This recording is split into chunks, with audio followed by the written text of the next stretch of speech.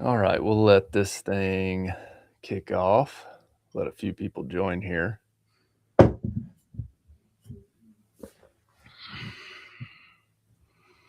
right, got a couple people joining. Hey, welcome to another episode of Land Clearing live stream. If you're joining now, make sure to pop over into the chat, say hello, introduce yourself, tell us where you're joining from. We've had quite a few. I don't know. We've had 80 or so new members in the school group here over the last couple days. So, Jacob, thanks to you for pointing some of those guys our way. I think this is going to be a good deal. So, for those of you, let's see, those of you who are jumping in, Andy, good morning. Good to see you. Joining from Georgia. Georgia. What do y'all got down there? Did you get any snow down there, Andy? Texas got blasted. I know my family told me. Did you have snow down in New Braunfels, Jacob? What we call Texas snow. It was some very beautiful white ice that just caused lots of slipperiness. Yeah. Well, good morning, everybody. Good morning. Welcome on. We've got some more people joining here. Pop over into the chat and say good morning. Let us know who you are, where you operate from, and we'll go ahead and get started here shortly. Yes, sir. All right, let's rock and roll. Okay, welcome back to another episode of the Owner House Podcast. I'm your host, Austin Gray. Jacob Neffendorf is joining once again for another episode of the Land Clearing live stream, Friday mornings, 7 a.m. Mountain Time, 8 a.m. Central, 9 a.m. Eastern. So if you have not been joining, if this is your first time, we do this each week on Fridays right now. I believe we've got 2 or 3 more left in the series. But for today, we are going to be talking about something that is very important. Jacob, welcome back to the show again. What are people going to learn today? Well, the big thing is how to actually make money and not just take invoices and watch it go back out. I hear you. How to stop working for free, right? So by the end of this, I hope you guys will take some of the things that we're talking about. I have put together some money math on our end to break down the exact costs that a one crew with one skid steer has. And I've taken those costs directly from our business. And we will break that down and we will show you where you ideally should be to be making money. Jacob, you were telling me a story that you were working with one of your guys in the Titan group recently. Absolutely. What happened there? Yeah, so one of my favorite things to do is diagnose businesses, but especially diagnose businesses that work with us and have worked with us for a while to see how they are performing and what return on investment they're getting and all these things. So anyways, one of our really happy clients, and he's, did pretty well last year, extremely well compared to his previous year, like 10x, and a great return on investment of money spent with us. But he was saying there wasn't a whole lot left over at the end of the year. Margins weren't really what he wanted them to be. So we start diagnosing, and I'm going through the leads, and I'm like, well, he's closing 20% of leads. And that's extremely good compared to most. Not 20% of people he gets in front of, like 20% of all of his leads, which normally it's more like 6 to 10%. And so I was like, what's going on? What are we doing different here? And he's like, tells me, well, he, talks speed to lead, follow up, does all these good things, right? Then finally I get down to he's charging $12.50 a day. And I said, oh, we need to do some math here. And so, because, my first instinct is like, he just needs to be charging more. He's closing more than everybody and he doesn't have any margins. He's got to be charging more, but let's prove that. And so we broke down all of his costs, and it was like obvious we could charge more. And then I basically showed him, I was like, if you doubled your price and got half the jobs, you would make more money and less work. I was like, but if you're not willing to do that, because he kind of, he gave me some cordial kickback of, making sure I'm, being fair with prices for the people around him and stuff. And I was like, okay, fair. Let's meet in the middle. Let's go up to like $1,750, which is still fairly low. But he doesn't have crazy operating costs. But we did the math on $1,750, and I was like, at $1,750, you could have done half the jobs last year and made the same amount of money, which means you would have either had more free time or more maintenance time or more time to go get another better job. And he was like, wow. That's why this is important. It's important. It's unbelievably important because none of us are out there to work for free. Like, you're busting your butt every single day. You're showing up. You're committing to deliver 5-star service. And at the end of the day, you're on the line. You've signed your name on the line for equipment, and the banks definitely don't care. They're going to come get their money one way or the other. But the goal isn't just to pay the bank back, especially if you got a family. Right. I feel a deep responsibility to make sure that my wife and my kids have food on the table and that the roof over their head is paid for.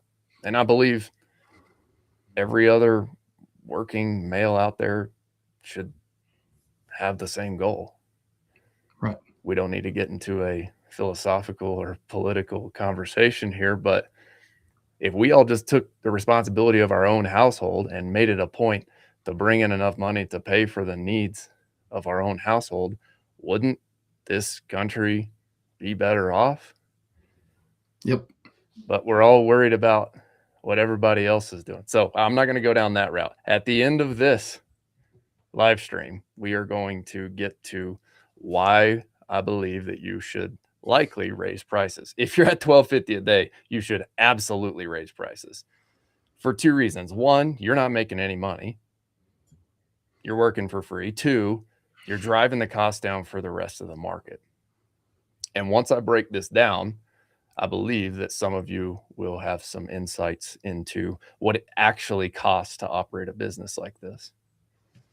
So, Jacob, what do you think most guys' fear is around raising prices? Like, why did that gentleman not want to raise up from $12.50? The consensus is they think they're going to get less jobs, which can be true, but it's not exclusively true.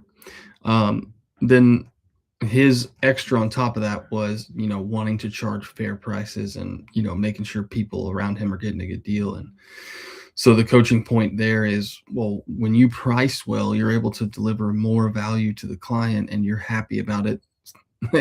And they're getting most likely a better service if you have more margin to spend more time or maintenance better or have better equipment or better employees, all of these things. And I always say this, like, would you rather have a company with an employee just making it, driving this machine that could potentially destroy your property and kill somebody?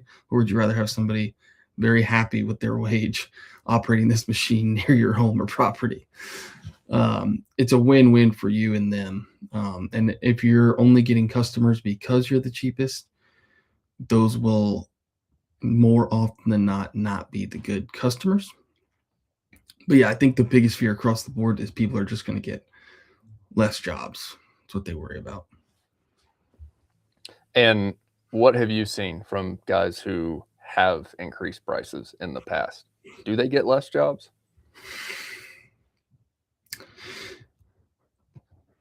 Sometimes you can get less jobs, but you're going to get better jobs, higher paying jobs. And that's where the math comes in of, I would rather do half the jobs and make the same amount of money because it's going to be better jobs and give me more room to grow my business and maintenance and have free time and all the things than just running the wheels off and not having much left at the end of the day. But then what happens? Yeah, you may have this small period of less jobs, but then you're immediately going to find ways to fill that gap. As you kind of go up market is the whole thing. You stop competing for those lower levels and then you pop up to here, and then you keep doing that. That's the whole goal. You either become the Ferrari or the F-150, right? You either become so exclusive and Ferrari stays busy, don't get me wrong, but they don't sell as many as F-150s. Well, if you want to sell F-150s, then you have to have a very templated factory to produce this result over a million times. Well, I can tell you, unless you're going to go multi-state and just be churning out franchises across the US, that's not the option for 99% of this audience. So, Yeah. Ferrari. I hear you. Now, how often do you hear this? From guys who you run ads for and guys you bring leads, how often do you hear, "Hey, Jacob, it's time to turn it off. I'm getting too many. I'm booked out." A lot. A lot. Because the demand's out there, correct? Right. If you invest in marketing and if you invest in getting the leads, the demand is out there. It's just whether you're willing to do that or not. And I was talking to a gentleman yesterday who runs ads with you. He's booked out. He's got jobs on the schedule. He's doing great. But same deal. He's pricing at a price that I absolutely know he could go up market from there. And so if you're booked out 30 to 60 days and you're still taking on the half-day jobs, there are some tweaks that we can make here on your pricing that will make you stop running around like a chicken with your head cut off, trying to fit in everybody who wants a deal and just close the people at the top who want the great service. And so if you continue listening to this live stream, Jacob and I are aligned on how we approach our business. We absolutely want to commit to delivering the best service that we absolutely can. And in order to do that, you need profit to reinvest back in the business, to hire great people so that the great people can run the playbook and charge the higher prices so that you can get higher quality clients. Those higher quality clients can leave you 5-star reviews, and then the flywheel repeats. It's just one big flywheel. Okay. So this live stream is going to be for you. If you own at least one real machine, think mulcher, excavator, skid steer. If you're showing up to jobs and you're like, man, I don't know, it kind of feels like a $7,500 job, but I think, I'm assessing the client. He'll probably pay $4,000. So let's throw out $5,000, right? Like, how many times have you all done that? I've done it before. I have in the early days. But if we put a simple system in place by first understanding the exact costs that we have in our business, then we can develop a pricing model that is repeatable. Okay. So stick with me throughout this live stream. All right. And we're going to break down the costs, and then we're going to put an estimating template together. Okay. So the real problem, I believe, lies in the fact that you don't understand how much your equipment costs. You also don't understand how much your true labor costs.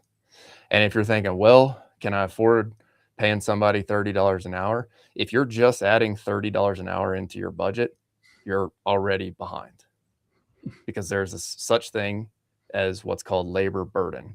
And that labor burden is taxes, insurance, benefits associated with hiring that employee. And I don't love the word burden. It should be reframed. I like to reframe it as an investment, because whenever you're hiring great people, you are making an investment in your company. And that is one of the most fun things about building a business, is recruiting, finding great people to run the playbook. Okay. The other thing is, if you're still just showing up to a job and you're thinking, well, I think it's $7,500 and I'm going to give them a $5,000 price because I want to give them a good deal.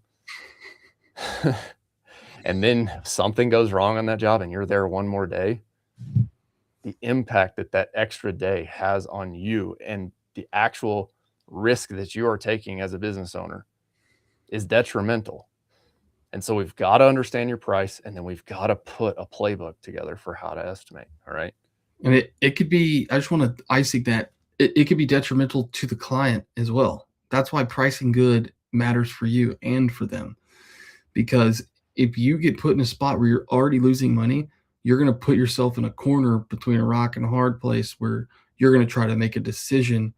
Like if you get put in a place where finishing the job is going to cost you more money and you already are not making money, you are going to be tempted to make a decision that may not be in the best favor of that client. Absolutely. Good morning, Matt. We've got a few people joining here. Yeah, thanks to you guys for jumping on. We've got some more guys jumping on. If you are just now joining us, please jump over in the chat, say good morning, introduce yourself, tell us where you are, what service area you operate in, and what business you operate. Jacob and I do this on Friday mornings, 7 a.m. Mountain Time, 8 a.m. Central, 9 a.m. Eastern. Okay. So we're going to talk about what's called the crew day concept. If you understand how much your crew and your equipment costs you to operate each day, then we can put an estimating process in place where we're not just shooting from the hip. Okay. So I see a lot of guys pricing per acre. I see a lot of guys pricing per day and saying, hey, I'll do this for $2,500 a day or $2,000 a day, and I'll be here for 8 hours.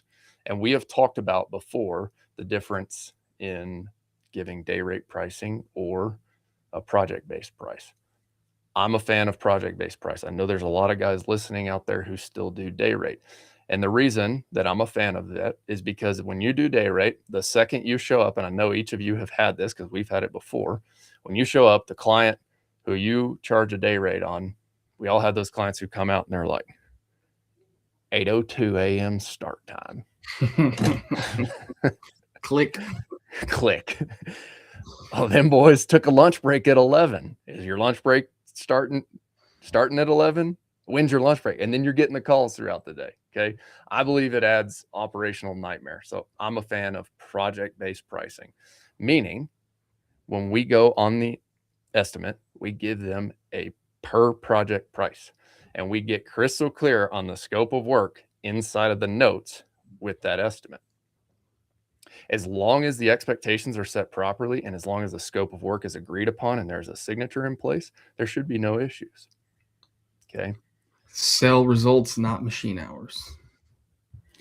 But we still see a lot of people charging per hour, per day.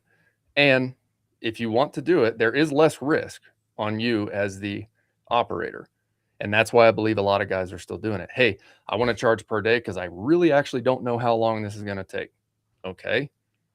My response, get better at understanding your craft.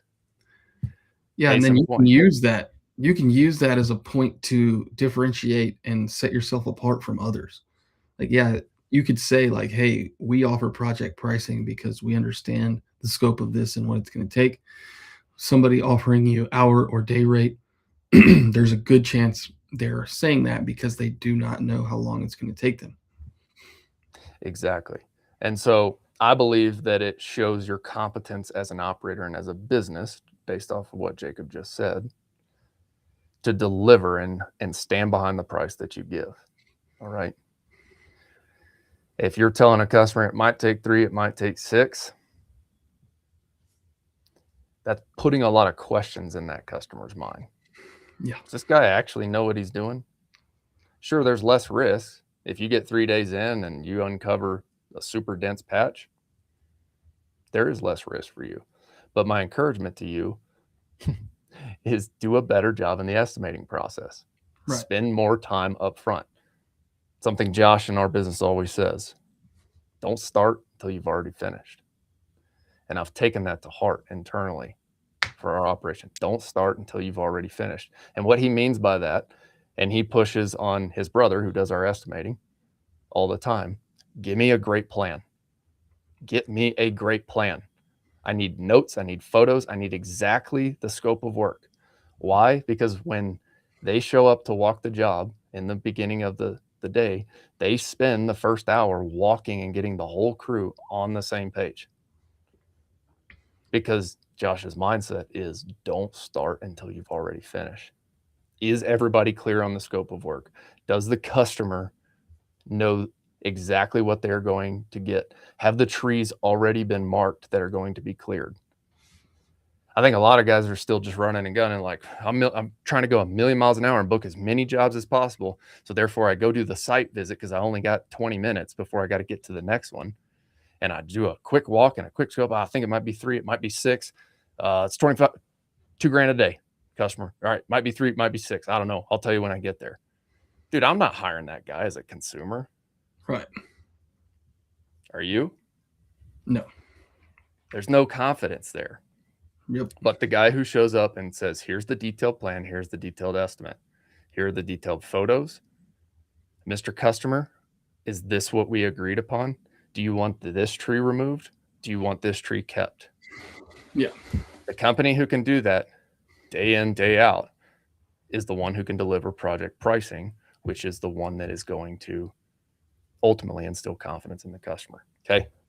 Going full circle with that, when you price well and you're getting paid well on your jobs, you will have more free time and more ability, more margin to go and do thorough estimates versus when you're pricing minimum to just land jobs and you're trying to stay busy and stay caught up, you're going to start half-hearting estimates. You're going to try to throw more numbers without looking at things. You're going to rush the estimates versus if you know you can go do 10 estimates and if you only land 2 of them, that's okay. You'll take more time to show that and show the value and educate the customer versus the other way. And I've seen this in and out of the industry. I've been on both sides of it, but you're just going to feel more comfortable about it, knowing I'm going to do a really good job and it's okay if I don't land this. I'm going to do a good job anyways because I care more about my reputation than landing every single job I talk to. Absolutely. That's what pricing right gives you. So the plan for today, we're going to calculate your true cost per crew day, right? We're going to understand your labor, your fuel, your wear, your overhead. We're going to set a day rate that actually has profit in it. We'll show a simple way to estimate based off of either acres or your internal day rate that you come up with. Now, some of you are probably wondering, didn't you just say don't quote day rate or don't quote by the acre? Yes, I did. But we need to have a way to internally track the metrics. We need to either come up with our per acre production rate internally that we track, or we need to come up with our daily operating costs based on our total working days per year.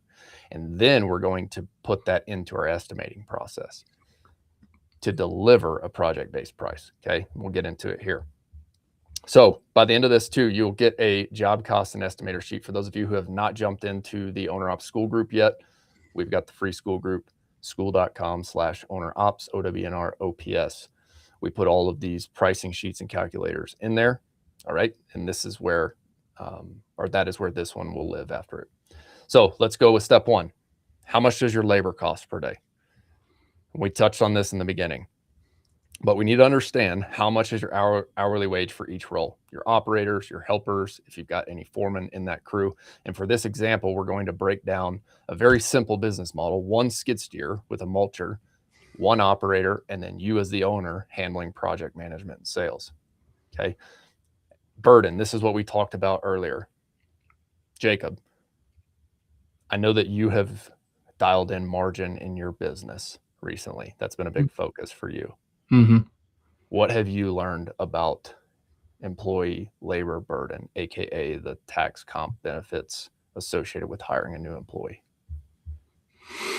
It was definitely surprising, and caused me to have to raise prices in certain ways. But when to have good employees who are happy to come to work and happy to serve your clients who keep paying you and allow you to have a business, you have to have these things. And in turn, it makes your employees a lot more happier. And at a certain point, there's really 3 levers in business that can constrain you. It's leads, sales, and talent. And once you figure out leads, sales is going to come next. And once you figure out sales, talent's going to come next. And so at the higher level, the companies who win, including land clearing companies, are going to be the ones who have the better talent. And the only way you can afford to pay better talent is if you're charging correctly. And to charge correctly, you have to know your costs. For example, I found out last year that it costs me about $750 a month, bare minimum, for me to run a client based on time. And I was charging some people a year ago $600. So I was actively losing $150 a month on people. Now, we have bigger packages where it does cost more for me to run those people. Like, our higher packages, it can cost me up to $2,000 a month for the services we provide the clients. So that goes up, but like bare minimum was $750. And if I didn't figure that out for years, I could have just kept bleeding money. And the reason that cost went up was because I've hired employees to do good work so that we can provide better results for our clients. But if I wouldn't have been actively tracking this, I would have never caught that and been able to bump it up. Absolutely. Okay, so example on the skid steer crew. Operator, $32.50 an hour, base wage. These are examples. Your market may be different. And people may say, well, I only pay $25 an hour. My encouragement is always pay above market, whatever your market pays. Figure out what the other excavation companies are paying. Everybody's always asking, what should I pay an operator? Well, if you want a bad operator who you're going to have to micromanage, pay below market rate. Right. If you want a good operator, pay what the other companies are offering. And if you want a great person who's going to take initiative on their own and create less headaches for you, pay above market. Okay. So tack on your burden. It should be 25 to 30%, maybe even more, depending on where you're at in your growth phase. You're going to have to get really crystal clear on your benefit costs, the exact taxes associated with where you're at and whatnot. But for this example, we're running 30%. Okay. And then we run 4 work days per week at 10 hours a day. So that equates to $422.50 if we are talking about one operator for one skid steer. Okay. Next, fuel per day. And once again, I'm using these as examples. Each machine that you have is going to burn a different fuel rate per hour or consumption rate per hour. And then you're also going to have variable prices, obviously. But for this example, let's say you've got a machine that's burning 7 gallons an hour, four gallons, $4 a gallon times 10 hours, $280 a day in diesel. Okay. And then at this rate, you should also be adding in some fuel for your truck to get there. All right. Step 3, we need to calculate wear and teeth per day. We all know that those teeth have to be replaced and they're not cheap, right? So I believe the last set of Fecon teeth that we bought for the bull hog was about $1,800 for the 30 teeth. And then you need to understand how long are those teeth going to last you. Okay. Then we need to come up with a major wear on your equipment. All right. One piece of equipment, as y'all know, one thing goes down on that. I mean, you even seems like you even scuff up against the thing and it's a $1,200 fix anymore, right? Yep. So be dialed on allocating enough wear and maintenance and repairs, okay? Because if somebody else is operating that machine, it's not if, it's when. It's not if, it's when. It's gonna happen, all right? So then we're breaking that down on a per day cost. Then we need to understand our overhead, okay? And overhead is everything that is not specific to completing that job. So we've already covered labor and we've already covered equipment. Overhead would be things like insurance, your shop lease or your yard rent, phones, systems, software, back office expense like marketing. Jacob, what else? Administrative costs, people who are in the back office managing your software. Shirts, hats, cards, signs, food, ice, water. Like if you're filling up ice chests and water, If you have small machines, like you have chainsaws, air compressors, generators, like all these things are going to take fuel, oil changes for all of these things. Um, all that stuff, it will eat you if you don't account for it ahead of time. And whether you add those consumables inside of your actual equipment cost line items for your direct costs, or whether you calculate for them in your overhead, doesn't the main thing that matters is that you calculate those costs, because I think a lot of guys just like, oh, it's only $20 here and there. Those $20 ace runs, or those, cooler chest fill ups, those add up over the course of a year if you don't track them properly. Big time. Okay. So we come up with a monthly overhead, especially after you include your base salary. And everybody's like, wait, should I pay myself? Yes, absolutely. You should pay yourself. Because in the early days, in this example, if you've got one skid steer running and one operator, you're likely handling sales and project management, which at scale is 2 six-figure jobs right there Right. in larger excavation or dirt companies. Okay. And if you don't account for that, I made this mistake multiple times.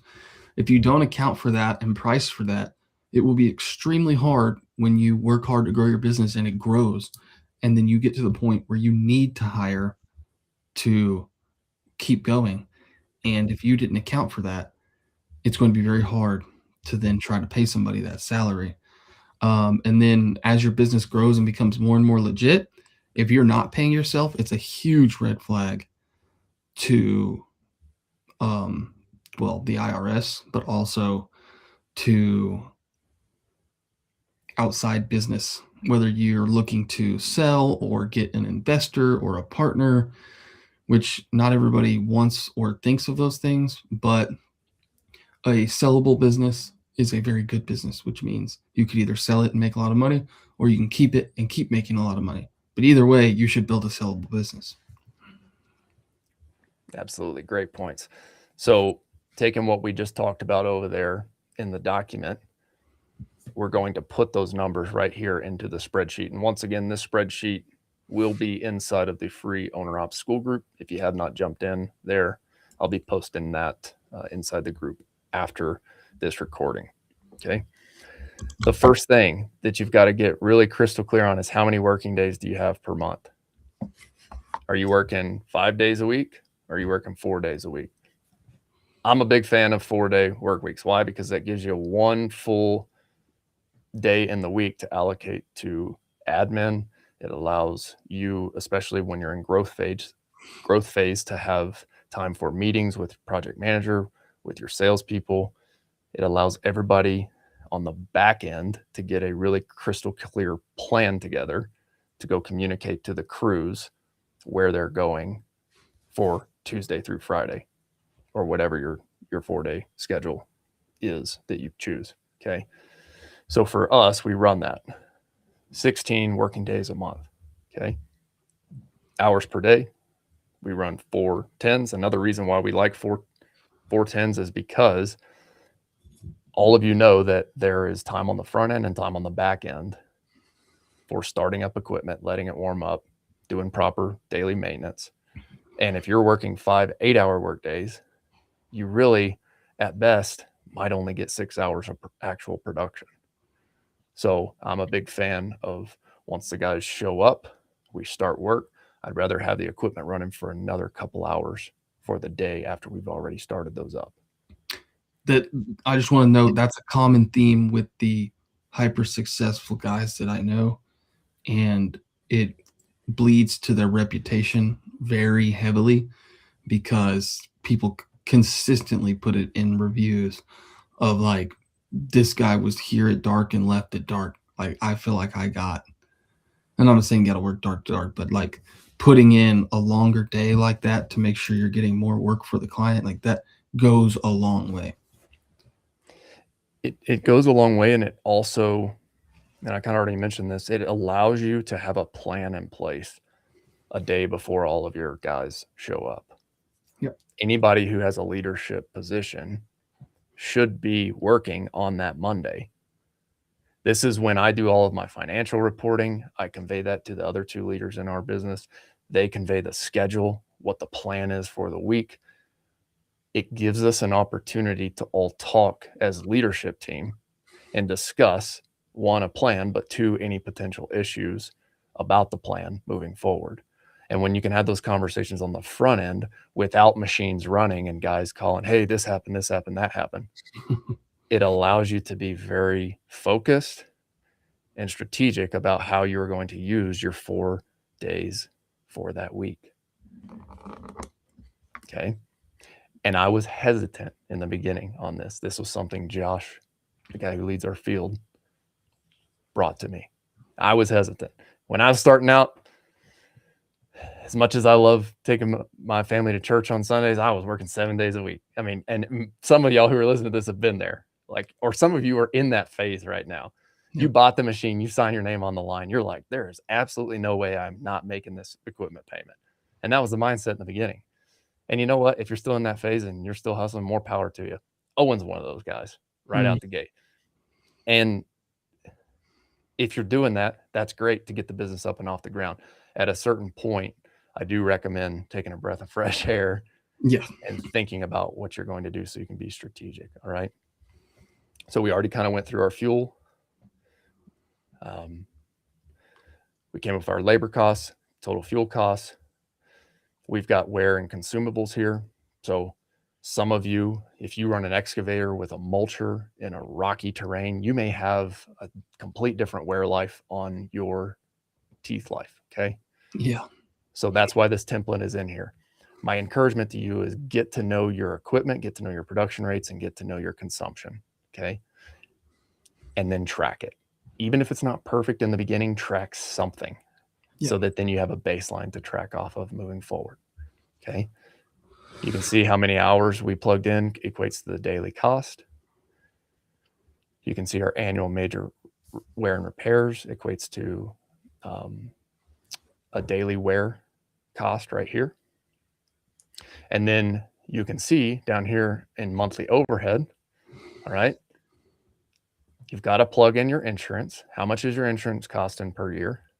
This is going to be a little bit lower for those of you who are starting out. But if you want to grow and you want to carry umbrella policies and you want to carry the actual limits that you need to go get larger jobs, just know that that insurance cost is going to increase. And so if you're not increasing your overhead and increasing your pricing accordingly, it's going to be really hard to grow profitably. All right. This is a very conservative yard and storage rent. All right. Agreed. Hey, can I just quick note on the insurance? Something I learned recently that I didn't know. Mm-hmm. Everybody likes to go out and get a 450 or 550. The insurance rates are extremely more for a 450 or a 550 versus a 1 ton. I just recently learned that. And so that's something to consider before going out and getting that sweet 550 or 5500. Yeah. So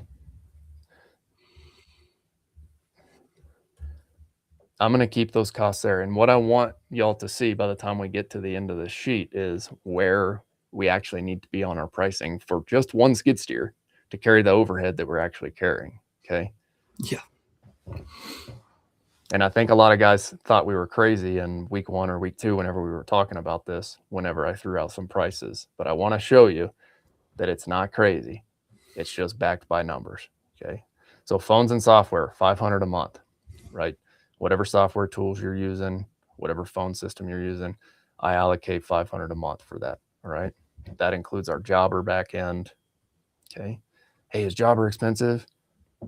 In relative terms, I talked to Marlena from G&M Outdoors. They run a $5.5 million dirt business up in Minnesota.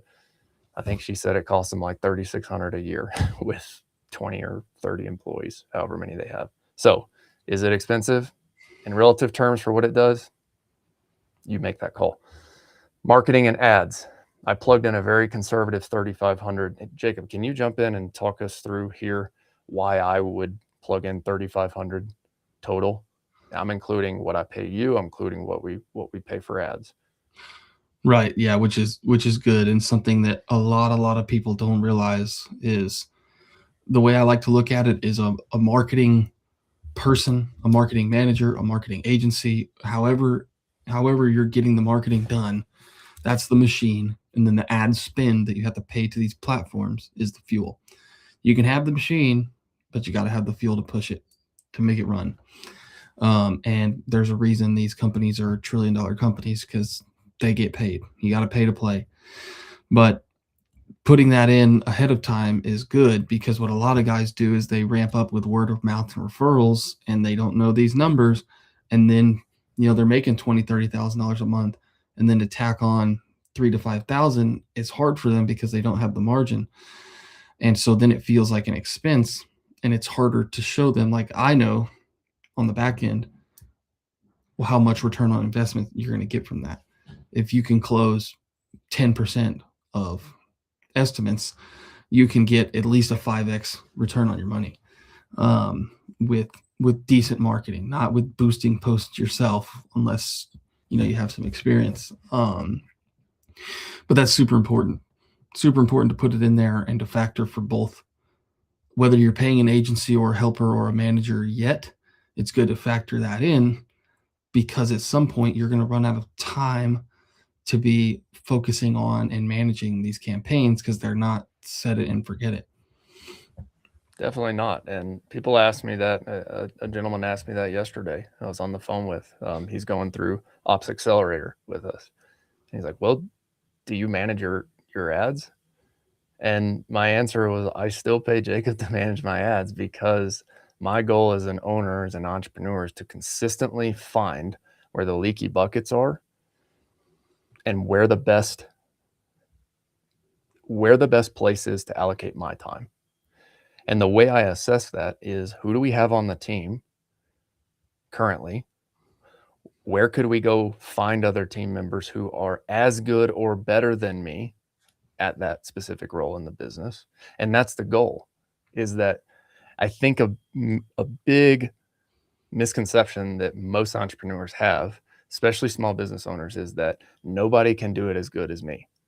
So if you're listening to this and you're owner operated and you've ever struggled with, like, I can't hire anybody, I can't find no good help anymore. Like, how many times have you heard the other contractors say that? Every day. It's because the belief you have in your mind is that nobody else is as good as you. That's really what you got to deal with. So if you can flip and frame your mindset to, there are great people out there. It's my job as an owner to go find the great people and pay them well to do their job well. Yep. And if you can't find them, that's a skill issue. If you can't train them, that's a skill issue. If you can't keep them, that's a skill issue. Set your ego down and get better. And so, I'm paying a couple grand a month to Jacob and his agency to manage these ads. I've put in $50 a day to a basic Facebook ad campaign in this $3,500 budget right here. And, a lot of people will ask me, is it worth it? And my answer is, my job as an entrepreneur is to go find the best people who are best fit for each role within the company, so that I can go find the next leaky bucket that I need to go find another great person to fill. Okay, admin bookkeeping. I see a lot of owner operators doing their own books. Unless you're a certified or trained accountant, bookkeeper, and you know exactly what you're doing, this is a complete waste of your time. I just hire the professional. And it is such a low cost in the grand scheme of things to have somebody managing the transactions of your books. That's my personal opinion. I hired that out as soon as I possibly could. Yep. Ben over at Dialed In Bookkeeping, I believe they're somewhere around $600 a month. That's what I pay for my stuff as well. And so in the grand scheme of things, annually, it's not a huge deal. Now, equipment notes, interest.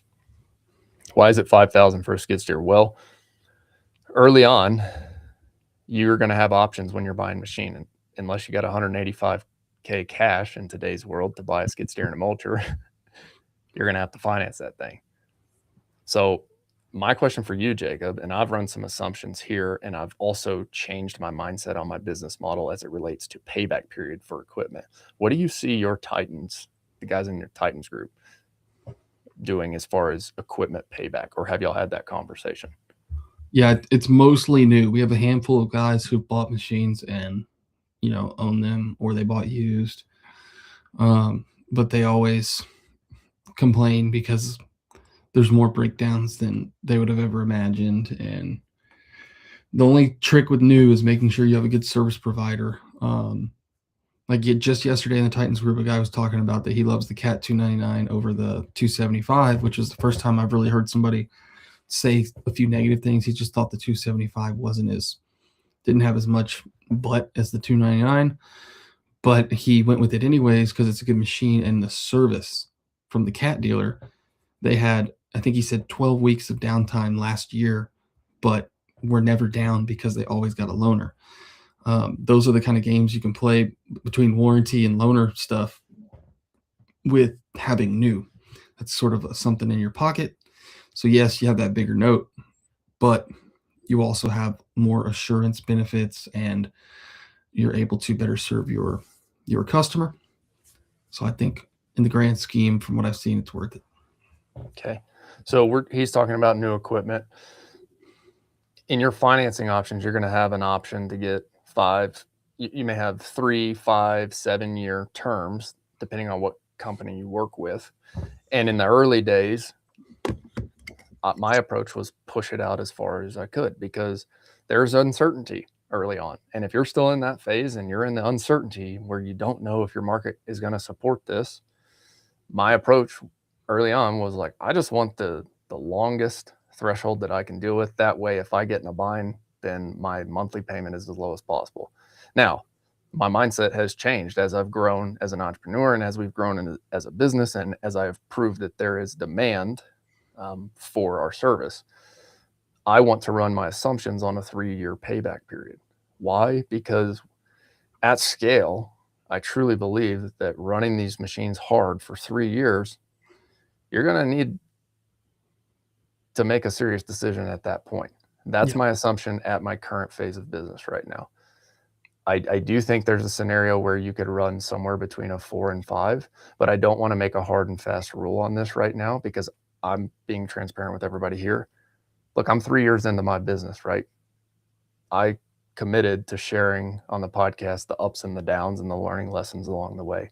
I don't claim to be the absolute expert. I just claim to show up every single day, bring my best effort, do my best to talk to other people who have been there, done that, ask them their opinions, what worked for them, what didn't work.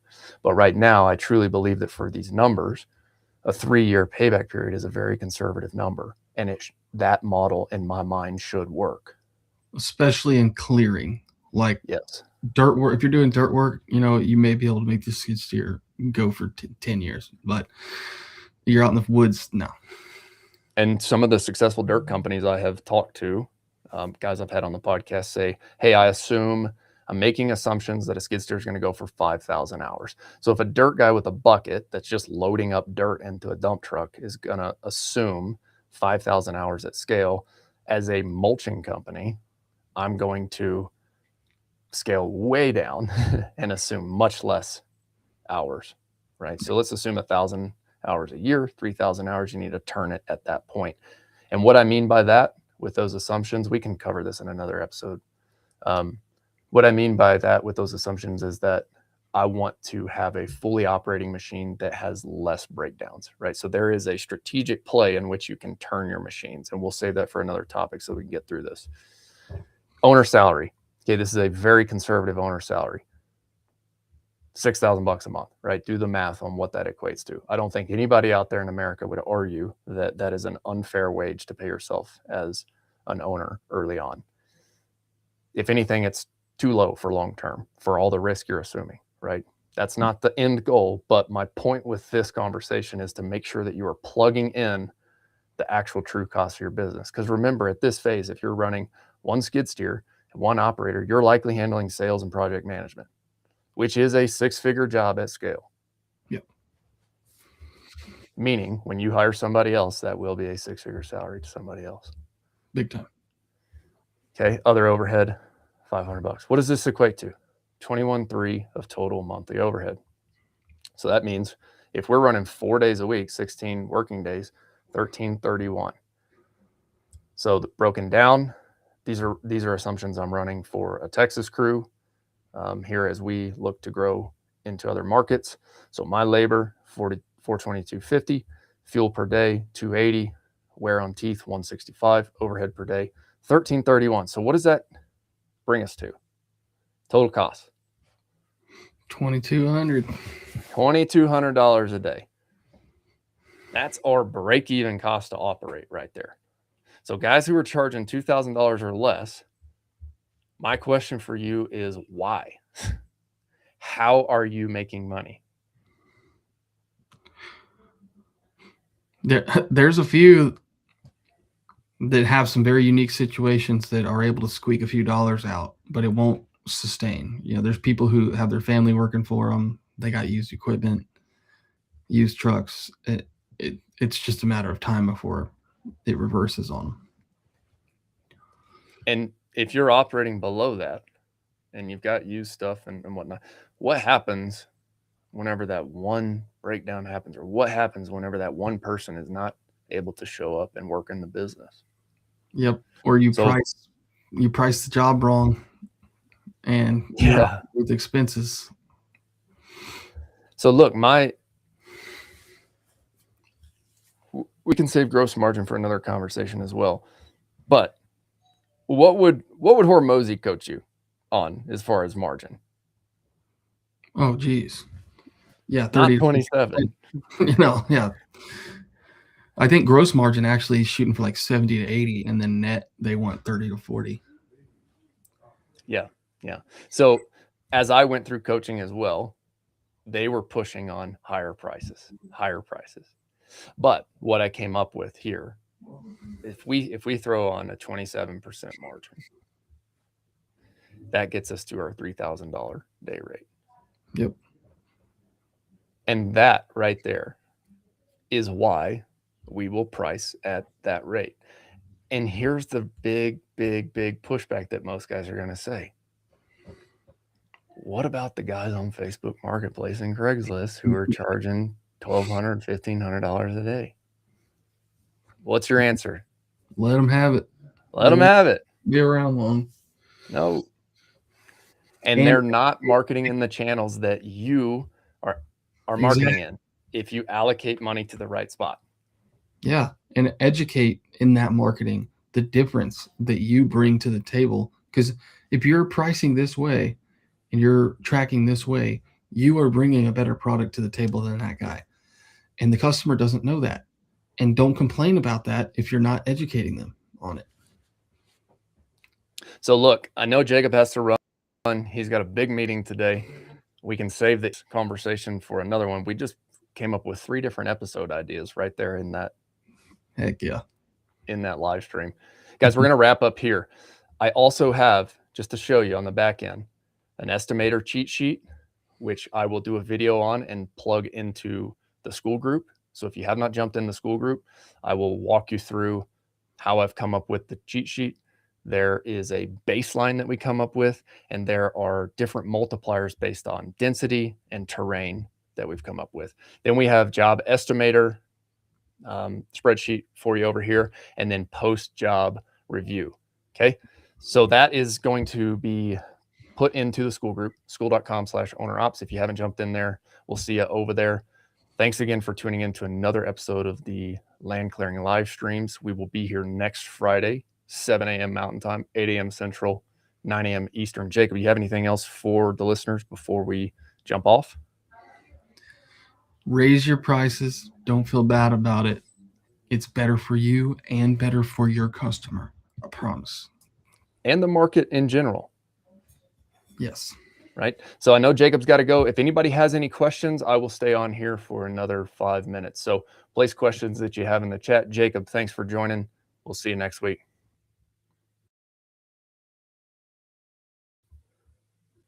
Thanks, Eli. Thanks, Robert. Thanks for joining. Any questions I can help you guys answer, go ahead and plug those in the chat. Otherwise, we'll see y'all over in the school group. Brett, nice to meet you. Palm Beach County, Mulcher and Land Clearing, nice to meet you. It's the first time I've seen you on here. Matt, good to see you again. Troy, nice to see you again. I believe I've seen you on here before. Hey, JJ, good to see you. Thanks for joining, guys. Robert, good to see you. Andy, good to see you. Any questions y'all have?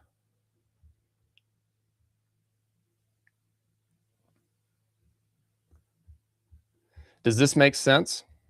Does all this stuff make sense as to how we're getting to the end price? Robert, I know you're going through putting together your price out in your market.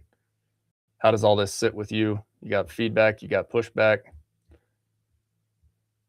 Y'all don't be shy. I'm going to stick on here for a couple minutes.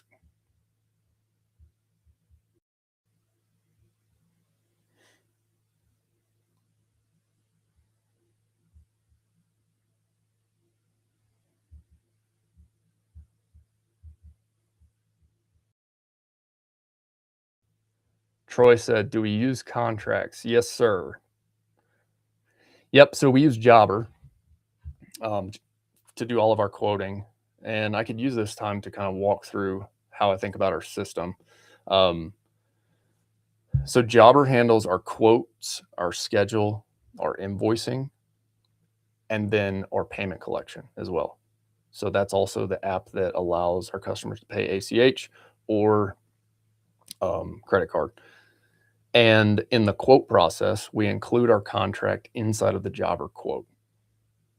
Okay, so we have a template that goes in there, and we just keep updating it based off of things that we've experienced or pushback people have had, whatnot. But yes, we did pay an attorney early on to draft a contract. We told them exactly what we did, and we include that as part of each quote.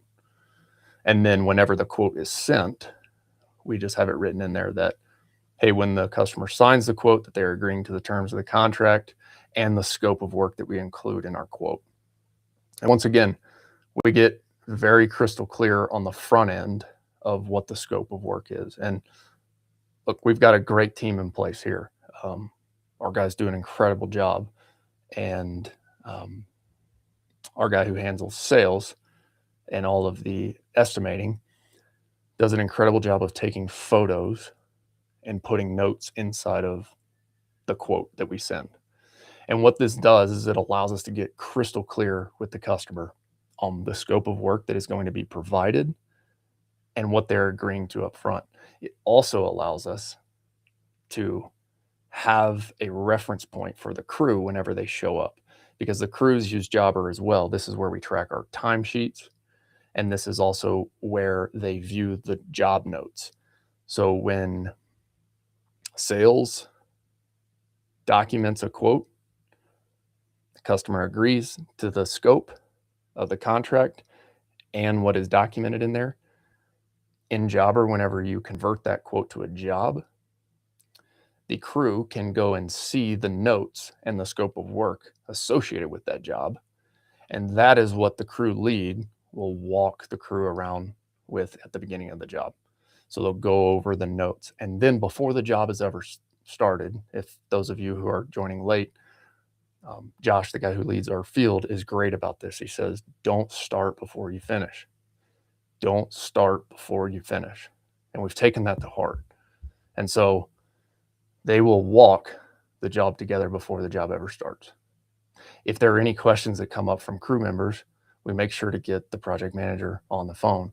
Hey, what did the customer ask for in regards to this tree over here? This tree wasn't marked, but it looks like it was included in the photos. Let's get clear on that before we ever start. So then project manager will call the customer, hey, what do you want to do with this tree? And we get crystal clear on that before, because if you're listening to this, you've probably ran into an issue before. I know I have. When I was solo owner operating, you're running around like a chicken with your head cut off. You're trying to take all the phone calls. You're trying to do all the estimates. You're trying to do all the jobs.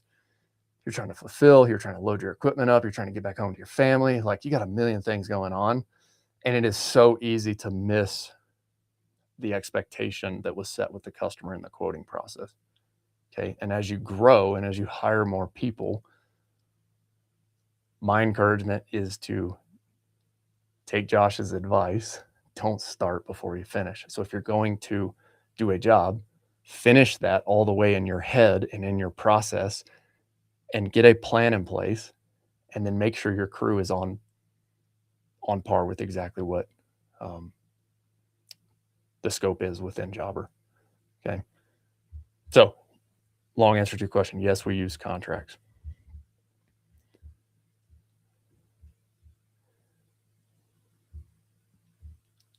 Yeah, nice to meet you. Just signed up with Rise. Cool. Jacob and his team will take good care of you. They have of us. Jacob's a great guy as well. My hope is that, yeah, these live streams, like, we're going to bring a topic, but if you've got questions each week, especially about your marketing, bring those questions to Jacob. We'll be here on Friday mornings. I currently have my baseline at 2,500, but I think it will go up when I include the other incidentals I did not include. Yeah. And look, I work hard to be conservative in our numbers, in our approach. And so we are going to, we're always going to be on the higher side, but it's because I know that things happen in this business. So if you're running numbers, and I'm assuming that we're working, so if we're working 410s, that's not even accounting for one day that we have a bad weather, right? So I should even run these numbers a little bit more conservative. Now, my approach to running 410s is that you have 3 other spillover days that if you do run into that bad weather, you can actually fill in a Saturday, or you can fill in a Monday with the crew if a Tuesday, Wednesday, Thursday, or Friday was missed. And we have had that happen before. We had several times this year where, you know, the job was either just pushed back due to weather, or something happened to where Josh in the field asked our guys, "Hey, can you guys work on Saturday?"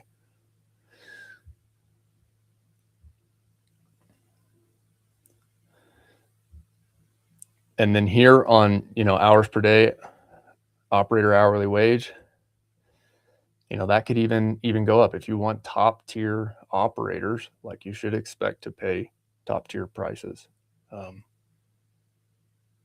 My encouragement there, and every market's going to be a little bit different, right? But my encouragement is to figure out what the other excavation companies are paying, what operator wage is there, and just don't be the company who pays and searches for, the people who will work for cheaper.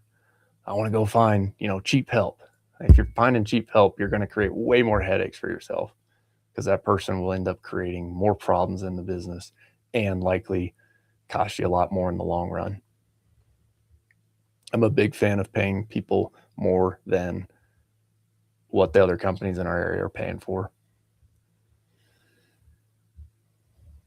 The other things that are variable, Robert, on here is, your insurance early on is going to be, may or may not be that much, but at scale, well, I say at scale, in growth mode, I pulled our monthly insurance number because we have had to take on more insurance policies to go bid on larger jobs. Whenever you go into the commercial setting, they're going to want you to have the additional umbrella policy. They're going to want you to have 2 million general liability. Yard and storage, like, we've got a great deal here with another local contractor. I think a lot of guys are probably wondering, like, how is that so inexpensive? Ours is actually less than that, but I just plugged in 1,000 for the assumptions here. My encouragement is to go find either a self-storage unit with additional yard space, or go find other contractors who have additional yard space and ask if you can rent slots in their yard. That's a good way if you're just starting out, because you're definitely going to need a spot for your yard other than your house eventually. If you're one of those lucky ones who has a bunch of land and you have your shop on your land, more power to you. I'm jealous, but yeah, if you've got to keep your equipment somewhere else, don't go out and get a $3,000 or $4,000 a month shop, because it's just going to jack your overhead way up. Get creative there. Any other questions, Robert, on the variable costs here? Other incidentals, where did your mind go?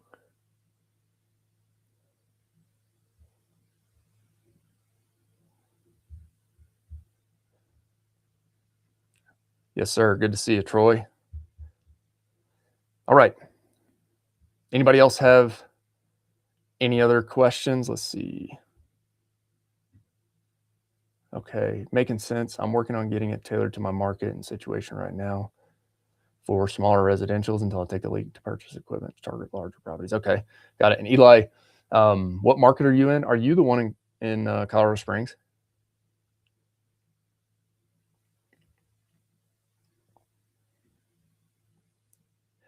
I'm going to refigure the form and see where it compares. Yeah.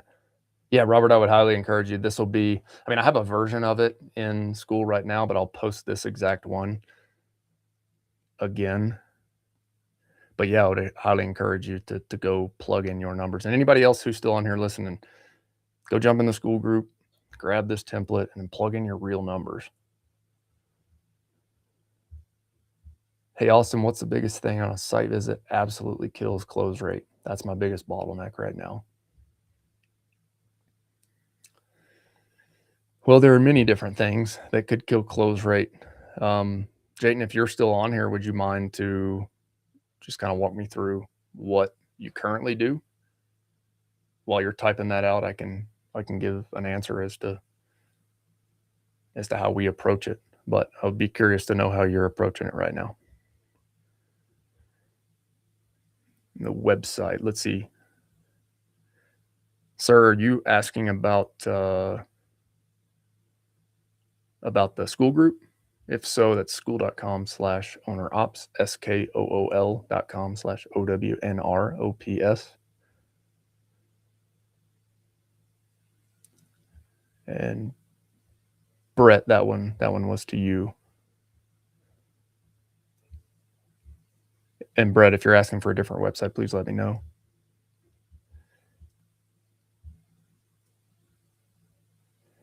Jayton, if you're still on here. Let me know what you're doing for your site visit right now. Eli, okay, yes, sir, you're in Colorado Springs. Yeah, man, there's a ton of work down there. A ton of work. It's a great market, especially for the fire mitigation. I mean, there's plenty of guys down there doing it, but demand down there is very high. Where are you right now? Do you currently have your own piece of equipment? Where are you going to start out? Robert, I just did not include softwares and small stuff. Yeah, that stuff will add up too. I mean, it should be relatively fixed once you get phone system in place. You should understand what that monthly portion is. The only thing that scales with Jobber is they do per user after like 10 users, I think. But once again, everybody always asks me, like, I don't know why I get this question a lot, but it's like, is Jobber worth it? Jobber was the first thing I installed whenever I started my business because, yeah, in my mind, like I just wanted to start with a way to track everything. And Jobber was, in my research, the best. Well, I should say it was the easiest to navigate early on. And really what a software system should do, in my personal opinion, especially when you're starting out, you need to track your customers' contact info. You need to have a way to store that outside of pen and paper or outside of your Apple Notes or even outside of your Apple Contacts. You need to have a way to send them quotes. You need to have a way to build a job schedule. You need to have a way to send them a professional invoice. And then you need to have a way in 2026. I believed this in 2022 when I started my business because it was true then and it's even more true now. You need to have a way for them to pay you online. It's like, oh, but what about credit card fees? Like, just build those into your cost. Just add 3% to whatever you have here. Because the amount of people who will want to pay with credit card and the amount of people who will love you for the ease and convenience of doing so in this day and age is so much. Well, that process of collecting the payments is so much easier when you're using a system like Jobber. And look, if you want to use House Call Pro or another one, I'm agnostic to that, right? I use Jobber because it works for me, but there are other ones out there. I researched several of the ones, and for me, the conclusion I came to was that Jobber was going to get us to the 5 million mark. That was the assumption I made, meaning that Jobber would handle everything that we needed to do to build a team and a business that could support a $5 million a year business. Now, there's another software provider called Service Titan, and that one is what all the big HVAC, all the big electrical companies use, all the big plumbing companies. That one's a beast. That one does everything. I haven't checked into pricing, but early on, I haven't checked into pricing recently, but early on in the research, the pricing was way more than something like Jobber or House Call Pro. Jobber is sort of like they're trade agnostic, meaning plumbers, pool service, electricians, excavation, land clearing, tree service, all these different trades can use it because it's built generic to the trades. What we've realized that it's not ideal for at its current state, I think I mentioned in the interview that I interviewed Marlena. She is the back office manager for G&M Outdoor Companies. If you haven't checked out Garrett on YouTube, they run a great business up there. They've got great values, great morals. They hire great people. They believe in a lot of the same core values that we do here. Charge higher prices than average, pay people better, invest in marketing, treat people well, make sure that they have a great place to work, invest in the right equipment, all of those things. But what Marlena said is, she said they closed last year at $5.5 million, and this episode will be coming out here shortly. But she said that Jobber, what it's not ideal for at this current stage, is a dirt contractor who's doing progress-based billing. So on a commercial job, if you're doing soup to nuts dirt, you likely you come in, you do the clearing, or you sub it out. You do the dig, you do the backfill, you come back and do utilities. And so that job is spaced out throughout the year. And so they're not invoicing all at once. Compare that to a residential home service type job where we're doing land clearing for property improvement for residential properties, or a tree service, cutting down trees on residential properties. It's easy to collect the cash faster. And so that's why Jobber is set up well for the home service or the direct to consumer market. Once you start getting into commercial where you have to do progress-based billing, that's where they have seen one downfall with Jobber. But that's at the $5.5 million mark. So my assumption early on was that it would get us to the 5. And that may still hold true in land clearing, right? Because if we're a very specific clearing subcontractor working either for another dirt contractor or a general contractor, we may not have to experience that crazy delay in progress-based billing. Anyways, I just went on a rant on Jobber here. I hope that answers some questions for some of you who have software-related questions. No equipment, focusing on Rock Rimmon area monument right now. Cool. Yeah, I mean, there's a lot of work for guys who are willing to get out there with a saw. That's for sure. Because as you know, there's plenty of steep work that the equipment's not ideal for unless you make a big jump in equipment. Okay. Any other questions here in the chat? Guys, I mentioned in one of the second live stream episodes that I believed that a skid steer mulching crew should be charging closer to the $3,000 per day. And some of you can get by with less because, like Jacob mentioned, you've got way less overhead. But if you're a company and you want to actually grow, then this is the back end. I'm showing you pretty straightforward what it's going to look like if you want to actually invest in withholding an enough amount to allocate to the right line items of your business to invest in growth, right? And this is not even taken into account hiring a full-time salesperson or hiring a full-time field operations manager. This isn't even taking into account hiring a back office manager at this point, right? This is assuming that you and your owner pay, starting out at, paying yourself, allocating $6,000 a month to handle sales, project management, and back office for that rate.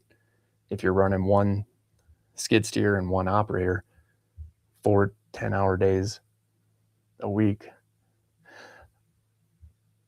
the cost adds up is all I'm trying to point out here. And I do believe that once we publish this episode, we'll get some pushback. But the reality is you've got to assess your situation. You've got to document your costs. And then please, my ask is don't go be the person who drives the market down for everybody else. Don't go be the person who works for free or works for, heaven forbid, you're losing money, right? Because you're setting expectations with customers out there that, hey, so-and-so only charges $1,200, $1,500. My encouragement is to show you guys the back end here so that you can take this. 1, you can stay in business. 2, you can have enough profit to reinvest in actually growing a team. And then 3, you can educate the market better so that our market as a whole wins. Because the reality is if everybody's just out there charging for free, working for free and charging less than market rate, that doesn't do anybody any good. That person's not going to stay in business. That person's family is not going to be taken care of. The customer's mindset is getting skewed because their expectation is being told by other people that are other contractors in the market that the price should be way down here, when in all reality, if you actually track your costs, you're seeing where it should actually be. Okay. So I hope this has been helpful. Hey, what's going on? Good to see you. Yeah, thanks for tuning in, guys. I appreciate it. And I'll see y'all over in the school group. If you haven't already joined, school.com/ownerops, school.com/OWNR OPS. This is where we put all the pricing calculators, all the spreadsheets. This is where I will upload this as well. We're going to wrap this one up. Don't forget, work hard, do your best, never settle for less. See y'all next week on the Friday live stream, 7 a.m. Mountain, 8 a.m. Central, 9 a.m. Eastern. Make it a great day.